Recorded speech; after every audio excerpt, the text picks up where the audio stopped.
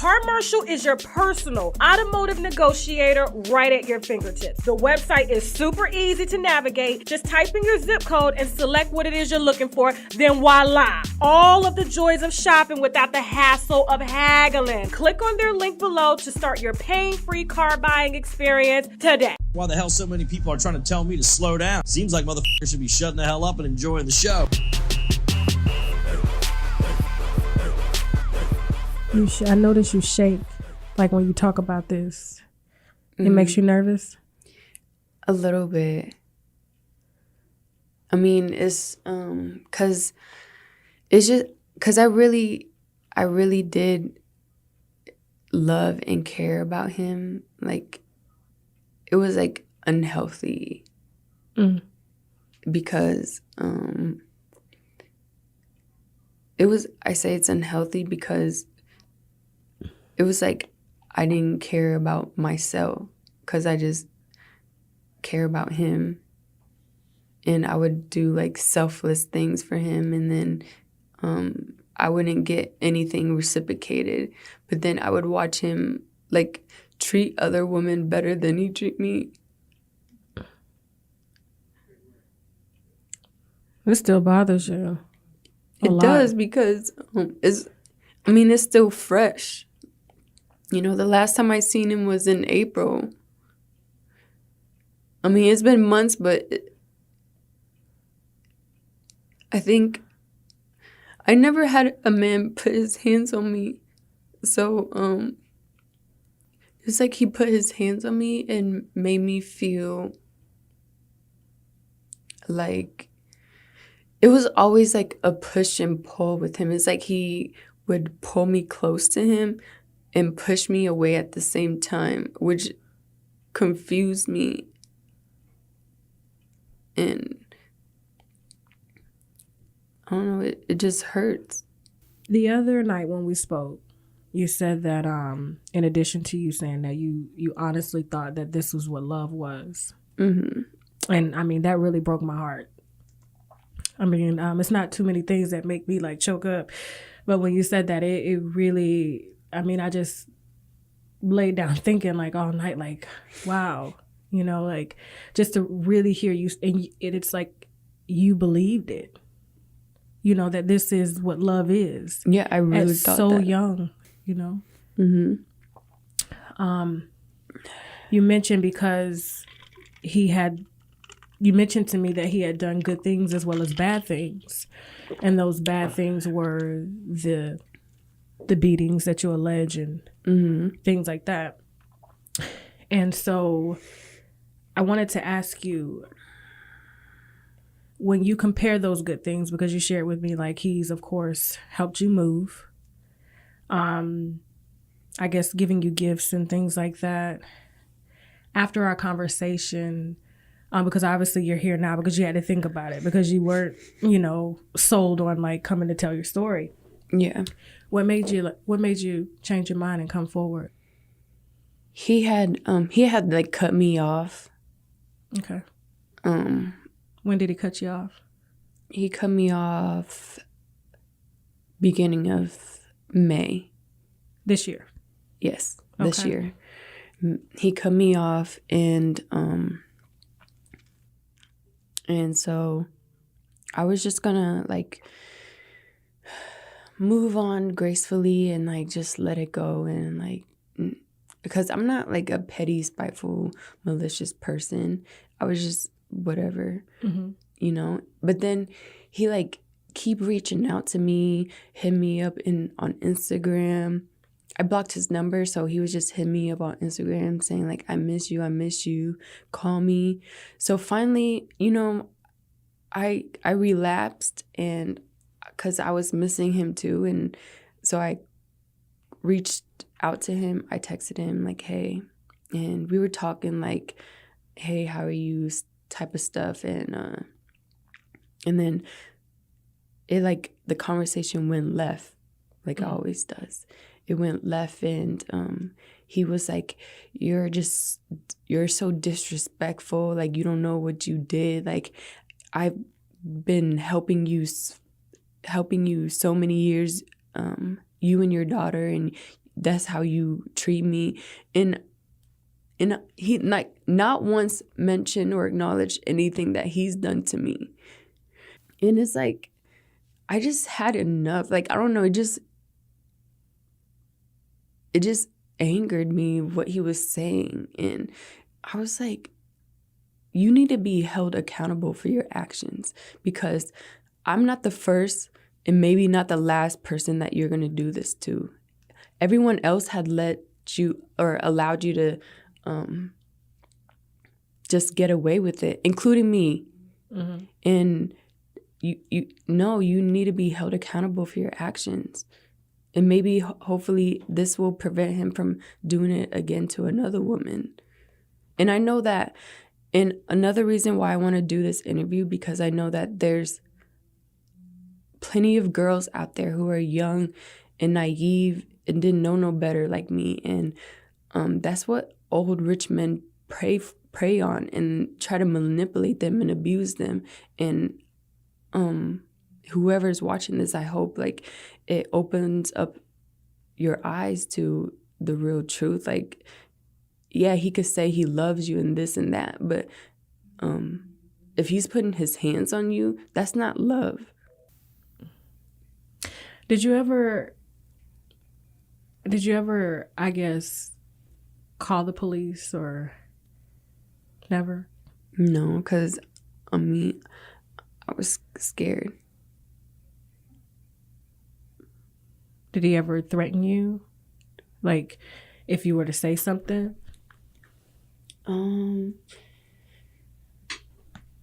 Not that I could think of right now, no. Okay. I think he just knew that I wouldn't.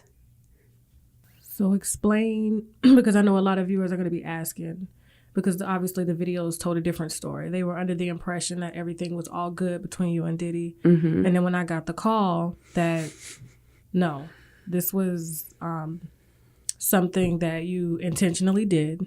Mm-hmm. And I just kind of want you to explain why you uploaded the videos of you and Diddy making out, and now everyone's under the impression that you guys are like this new couple, but this has actually been history. Like, I mean, this is history between you two. I did it out of spite because during the whole relationship, he made me feel like he loved me so much, and like he made me feel like we had like a special friendship and all that stuff, and like, but like no one thinks that. Like, I would get hate messages all the time, like from like fake pages, and that's, and I was just sick of it, and I was sick of him. Hate messages? What would they say? Like, so obviously there were some people that knew about you guys, but just not the public. Yeah. Okay. So what were some of those messages that you would get? Like stop messing with him. Like, you know, he's with so and so, and you know he's texting so and so. He's liking so and so's pictures. You think he cares about you? No, because he's talking to plenty of other girls. Like, I would just always get those kind of messages. How do you feel now getting this out right now? I feel good. I feel like I said it, you know, because I kept it all in to myself. I had friends to talk to and I would tell them, but I feel like they never really understood me. And they're from Nebraska, so they don't know. Mm-hmm. So I kept it to myself a lot, and it was driving me crazy. And now saying it, I feel freer, more liberated. Okay. Mm-hmm. That's good. Yeah. Now, are you under any sort of therapy right now? No, but I do want to start to talk to a therapist. Okay. We can help you out with that, like, you know, putting you in contact with some therapists in Las Vegas, because I do think, being that you experienced that, you know, it's like you were a child and you were, you know, in a very toxic environment, and then you go into the relationship thinking that this is normal because this is what you were raised to see and think it was okay. So moving forward, to make sure that you don't make the same choices that you made, okay? And you'll be able to recognize the signs of when you see someone who carries those traits. Therapy will help you to really kind of pinpoint those factors and uncover you so that you'll be able to choose someone that will be able to fulfill your needs and love you like you should be loved, because you got a beautiful little girl. Thank you. She's so full of life. And we want her to keep that life energy. You know what I'm saying? Because those are that's our future, you know? I have a daughter as well, and, you know, I make sure that I protect her because I want her to always keep that fire and that spark when it comes to life. And everything that you do, she will see and feel. She may not ever be there, but she can feel it when mommy's sad and when mommy's happy. So we need to make sure that mommy is always happy or able to cope when she's not, to make her daughter feel like this is okay, this is a part of life, and we're going to get through this. He's hit me in front of her once. Oh, shit. He hit you in front of your child. Now, I wonder how many women he's probably hit in front of his kids. None, because he don't want them to see him like that. He has daughters. Like, why? That type of karma is real. You know, they may not be able to see daddy doing it, but they'll be able to feel it. You can tell, you know. And let me ask you something. When you said that he hit you in front of your daughter, how did she react? She was 3 at the time, and so when it was over, we went downstairs because we were at his house. So we went downstairs, and she's like, she calls him Poppy, and she's like, Poppy hit you? And she said that in front of one of the house manager, and she heard it, and I think someone, like, I'm sure someone said something to him because that was the only time that ever happened in front of her. Is there anything you want to say to him? You want to look at the camera and say to Diddy? I don't know. I just feel like if you had, like, if this was the last conversation that you guys would ever have, like, and obviously I'm sure, you know, being on the phone with each other, you guys obviously don't get each other's point across. But when you do stuff like this is like writing a letter.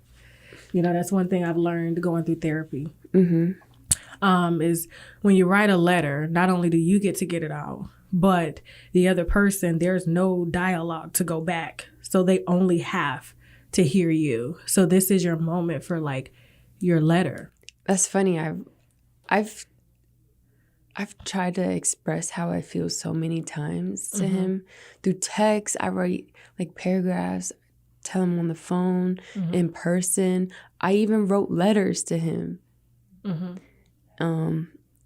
But it, like, never changed. Well, I want to thank you for having the courage to come forward, because I don't think, and I don't think you realize your power now that you possess, but I'm sure if this has happened, I'm not saying if, being that this has happened to you, because this is your story, and I'm not going to sit here and tell you that you're lying. This is your story. You know, I'm sure that there are a lot of people that are going to be thanking you, and it may not come out the way that it should, but just know that this is the first step to taking your power back. You know? And the more you own that, the less people will try you, because they don't know. You know? So you're a very beautiful girl. You have a beautiful daughter. Thank you. Do you have anything, like, you know, being that you were I guess with Puff, with so many years, what type of things are you working on now that you guys are like separated? Right now, I just became the official face for hemp water lifestyle. Hemp water? Yes. Okay. It has 10 milligrams of CBD in it. Tastes pretty good. Nice, nice. Congratulations. Thank you. So look at you, coming out, speaking your truth. Mm-hmm. You know what I'm saying? Claiming, owning your power. Now you got endorsement deals. And you don't need none of his money. Nope. That's what I'm talking about. And more to come, too. More to come. More to come? Put some money in my pocket? Look. Listen. Girl, get it while you can, okay? Right. Get it while you can.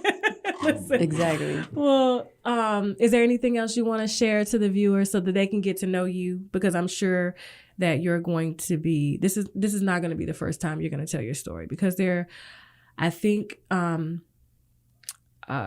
in this industry, especially with Hollywood and this business of entertainment, there are just so many girls like you said, and they don't say anything because, one, they're scared, and there's other reasons. They want to get ahead. They think that they're not going to be able to make it. But for you, you are a walking testimony that there is life after this. And so now you have a manager who's helping to solidify deals for you to move up with your modeling career. And so would you be open to speaking at like different like functions to kind of talk to girls who have like been through abusive relationships such as yourself, especially with being in, relationships with high powered people? Yes, of course. I want to help women. Okay. I like to help. It makes me feel good. So that's another reason why I wanted to do this interview, because I know that there's women out there who would watch this and it would give them light, maybe, and open their eyes to like a different perspective. And I want to say this, and I'm just going to say hypothetically, what if the reason Cassie wasn't mean to you is because she was going through the exact same thing? Did you ever think about that? I'm not sure what she knew about me, but I'm pretty sure she could feel me in a way. Because she even was like, because when she said, I don't have no hate towards you, I've been in your position. She said that to me, so... Yeah. Yeah, because I think the crossover was between her and Kim. Puff's. Yeah, Kim. So, but she seems happy now, and she's pregnant fast. And so, good for her. Yeah, that's what I'm saying. And so, like, just for her to be in a relationship that long, and then to only be in this short relationship with her new guy, and now she's pregnant. So I think like the reason, and I'm just saying hypothetically, let me speak for her. I'm glad that she was never disrespectful towards you, because I'm sure that she kind of understood maybe this girl is going through the same thing that I'm going through. Maybe she's scared, or she's, probably being hit and things like that. And so maybe, but she definitely did want me to stop talking to her man. She did. Okay, I'm just trying to play the good guy here. Like, I always personally believe that I think people who date the same people should eventually talk, because it's like, I say this all the time on my show. You may want to hate that ex, but that ex will have some information that could possibly be beneficial to you. You'll be surprised at how many girls will find out things, or be trying to, or, exes will try to tell the new girls things and they don't listen, and then they find themselves in that same situation. So I'm always like, hey, just listen to them. Yeah. No, I don't have no ill feelings towards his exes or his new girls. Yeah. Yeah. Okay, that's good. You just moving on. I'm just glad it's over. Okay. Virginia V. All right, y'all heard that. That is Virginia V's truth. Okay. I mean, that takes a lot of courage to come out against Diddy. I mean, for real. And it takes a lot of courage to do the interview against Diddy, because I'm like, hey, if you out there putting your hands on people and forcing girls to abort babies and stuff, that I like, no, I'm sorry. We're not doing that. So thank you. Thank you. Thank you. And do you feel good? Yeah, you feel I feel good now. relieved? Yes, I do. All right. So I do my signature outing. Is there anything else I need to add before we cut this interview? No. Thank you very much for having me. Okay. Tell everybody where they can find you and follow you. You can follow me on Instagram at Gina V Huynh, HUYNH. Okay. All right, cool. And I will definitely be sharing your profile in the description box of the video. So if you want to follow her, ask her some questions, maybe you want some advice if you're in the same situation as Gina has been in. So you're open to talking to other girls in your DM, or now you're going to go live and yeah, I probably will. Okay. I hope to see your face out there more. I'm sure TK gonna handle that, okay? Yeah. Now I'm gonna do my signature outing, all right? Now I gotta go. Bye.